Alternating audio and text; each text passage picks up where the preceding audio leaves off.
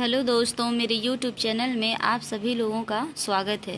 तो दोस्तों, आज हम देखेंगे बिहार एनसीईआरटी बुक विज्ञान चैप्टर नंबर 1 का प्रश्न नंबर 6 से प्रश्न नंबर 11 तक के उत्तर। पहली वीडियो में हमने प्रश्न नंबर 1 से 6 तक का उत्तर बताया था। दोस्तों, इसमें हम प्रश्न नंबर 7 से उत्तर देखेंगे। प्रश्न नंबर 7 कह रहा है, यदि गेहूं को खरीफ ऋतु में उगाया जाए तो क्या होगा, चर्चा कीजिए। आइए दोस्तों, देखते हैं इस प्रश्न का उत्तर क्या होगा।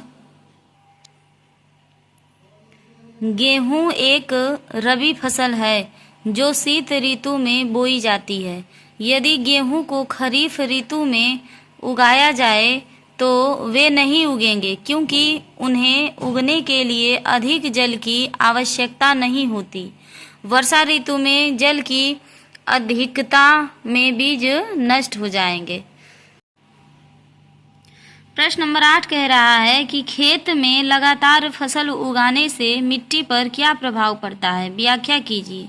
देखते हैं दोस्तों, इसका उत्तर क्या होगा। खेत में लगातार फसल उगाने से मिट्टी में पोषक तत्वों की कमी हो जाती है, जिससे मिट्टी की उर्वरता कम हो जाती है। इस कमी को पूरा करने के लिए किसान खाद का उपयोग करते हैं। प्रश्न नंबर 9 देखते हैं दोस्तों। खरपतवार क्या है, हम उनका नियंत्रण कैसे कर सकते हैं। आइए देखते हैं प्रश्न नंबर 9 का उत्तर क्या होगा। खरपतवार अवांछित पौधे हैं जो फसलों के साथ प्रतिस्पर्धा करते हैं। इन्हें निराई करके या खुरपी से या खरपतवार नाशकों का उपयोग करके नियंत्रित किया जा सकता है। फसल बोने से पहले जुताई करने से भी खरपतवारों को हटाने में मदद मिलती है। अब देखते हैं दोस्तों प्रश्न नंबर 10। निम्न बॉक्स को सही क्रम में इस प्रकार लगाइए कि गन्ने की फसल उगाने का रेखा चित्र तैयार हो जाए। दोस्तों, नीचे कुछ बॉक्स बनाया गया है और गन्ने की फसल किस प्रकार बोई जाती है उसके लिए सबसे पहले क्या किया जाता है, तो इस बॉक्स में लिखा गया है, इसको आपको सीरियल से लगाना है। तो जब हम गन्ने की फसल उगाते हैं तो सबसे पहले दोस्तों मिट्टी तैयार करते हैं। तो पहले नंबर पे हो जाएगा मिट्टी तैयार करना। फिर मिट्टी तैयार करने के बाद दोस्तों हम खेतों की जुताई करते हैं।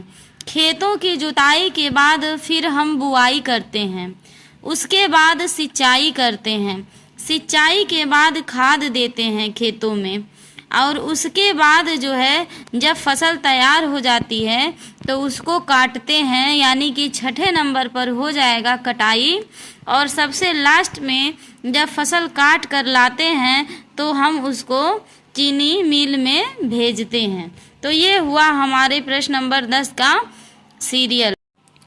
तो ऐसे हम गन्ने की फसल को उगा सकते हैं। गन्ने की फसल उगाने का रेखा चित्र का क्रम हमने आपको बताया। अब हम देखेंगे प्रश्न नंबर 11। प्रश्न नंबर 11 क्या कह रहा है, नीचे दिए गए संकेतों की सहायता से पहेली को पूरा कीजिए।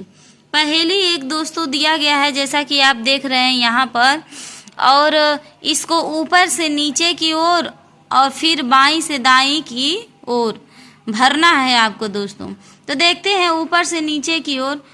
प्रश्न नंबर पहला कह रहा है कि सिंचाई का एक पारंपरिक तरीका है। दोस्तों, रहट एक औजार है, एक यंत्र है जिसके माध्यम से हम सिंचाई करते हैं। तो ऊपर से हमको भरना है नीचे की ओर। आप देख रहे हैं यहाँ पर हमने रहट भर दिया है। फिर दोस्तों दूसरा कह रहा है कि बड़े पैमाने पर पालतू पशुओं की उचित देखभाल करना, जिसे हम पशुपालन कहते हैं। जैसा कि आप देख रहे हैं इस पहेली में हमने पशुपालन भरा है। फिर उसके बाद दोस्तों तीसरे नंबर पर है फसल जिन्हें वर्षा ऋतु में बोया जाता है, यानी कि वर्षा ऋतु में बोई जाने वाली फसल को दोस्तों हम खरीफ की फसल कहते हैं। जैसा कि आप देख सकते हैं यहाँ पे हमने भरा है खरीफ। फिर है अगला दोस्तों, फसल पक जाने के बाद काटना, जिसे हम कटाई कहते हैं। तो कटाई यहाँ ऊपर से हमने भरा है दोस्तों। ये प्रश्न नंबर 1 से 6 तक जो है कि हमको ऊपर से नीचे की ओर भरना है। यहाँ देख सकते हैं कटाई हो गया। अब हमको भरना है बाईं से दाईं की ओर। शीत ऋतु में उगाई जाने वाली फसल को दोस्तों रबी कहते हैं। तो रबी की फसल दोस्तों यहाँ हो गया, आप देख सकते हैं बाईं से दाईं की ओर हमने भरा है।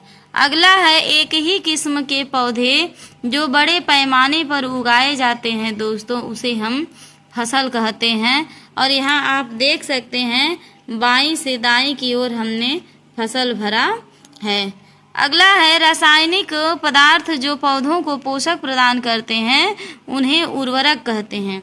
उर्वरक दोस्तों यहाँ इस पहेली में हमने भरा है उर्वरक, आप देख सकते हैं। अगला प्रश्न है खरपतवार हटाने की प्रक्रिया। दोस्तों खरपतवार हटाने की प्रक्रिया को निराई कहते हैं। और सबसे लास्ट में आप देख सकते हैं बाईं से दाहिनी की तरफ हमने निराई भरा हुआ है। इस तरह से दोस्तों हमने चैप्टर नंबर 2 के सारे प्रश्नों के उत्तरों को देखा। अब हम मिलते हैं चैप्टर नंबर 3 में अगली वीडियो के साथ। दोस्तों अगर वीडियो आपको पसंद आई हो तो इसको लाइक करिए, शेयर करिए और सब्सक्राइब करिए। धन्यवाद।